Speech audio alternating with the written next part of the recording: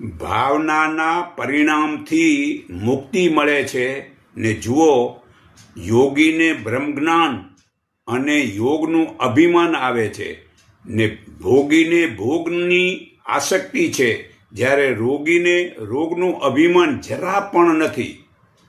તેથી તે રોગી પરમાત્મા તરફ જવાનો નંબર પહેલો આવે છે અને ભોગીનો પરમાત્મા તરફ જવાનો નંબર બીજો આવે છે. અને યોગીને પોતાના જ્ઞાનના અભિમાનથી ખાવા પીવાનું નિયમ પાળતો નથી, તેથી તેનો નંબર છેલ્લો આવે છે. તો હાલમાં જે રજોગુણ તમોગુણ ખાવાથી શરીરના રોગ મટતા જ નથી, તો પછી પરમાત્માની પ્રાપ્તિ કરીએ નહીં તો ભવરોગ મટે જ કેમ? તો ભવરોગ મટાડવો હોય તો બ્રહ્મજ્ઞાન જીવનમાં ઉતારીએ અને સાચું બ્રહ્મજ્ઞાન વડે સાચું પરિણામ મેળવીએ, મીરાબાઈના જેવો લક્ષ્ય રાખીએ તો ભવરોગ મટી શકે છે.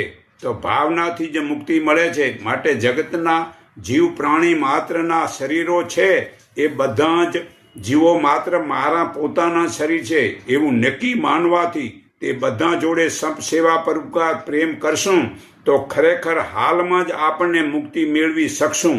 છતાં તમને ભરોસો ન હોય તો હું ગીતા અધ્યાય 13 શ્લોક 23 વાંચી સંભળાવું છું.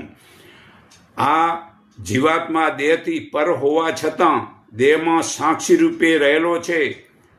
પ્રકૃતિ શરીરના સાથે સંબંધ રાખવાથી ઉપદ્રષ્ટા તેમજ તે સર્વ ક્રિયાની અનુમતિ આપનાર હોવાથી અનુમતતા, સર્વનું ધારણ કે પોષણ કરનાર માનવાથી ભરતા, સુખ દુઃખ ભોગવવાથી ભોગતા અને પોતાને એનો માલિક સમજવાથી મહેશ્વર કહેવાય છે. અને સતુચિતું આનંદ સ્વરૂપ હોવાથી પરમાત્મા પણ કહેવાય છે. તે આ શરીરમાં રહેલો છતાં પણ શરીર સંબંધથી રહિત છે. જે આ પ્રમાણે પુરુષને તથા ગુણો એટલે વિકારો સહિત પ્રકૃતિને જાણે છે, તે દરેક રીતે કર્મ કરતો હોવા છતાં ફરી જન્મતો જ નથી. આ પરમાત્માને કેટલાક મનુષ્યો શુદ્ધ થયેલી બુદ્ધિ દ્વારા ધ્યાન દ્વારા પોતામાં જુએ છે, કેટલાક જ્ઞાન યોગ દ્વારા અને કેટલાક કર્મયોગ દ્વારા જુએ છે. પરંતુ આ પ્રમાણે નહીં જાણનારા બીજા કેટલાક પાસેથી ઉપદેશ સાંભળીને ઉપાસના કરે છે. અને એવા શ્રાવણ પરાયણ સાધકો મૃત્યુરૂપ સંસારને તરી જાય છે. હે ભરતવંશીઓ, શ્રેષ્ઠ અર્જુન, જે કંઈ સ્થાવર જંગમ વસ્તુ ઉત્પાદન થાય છે તે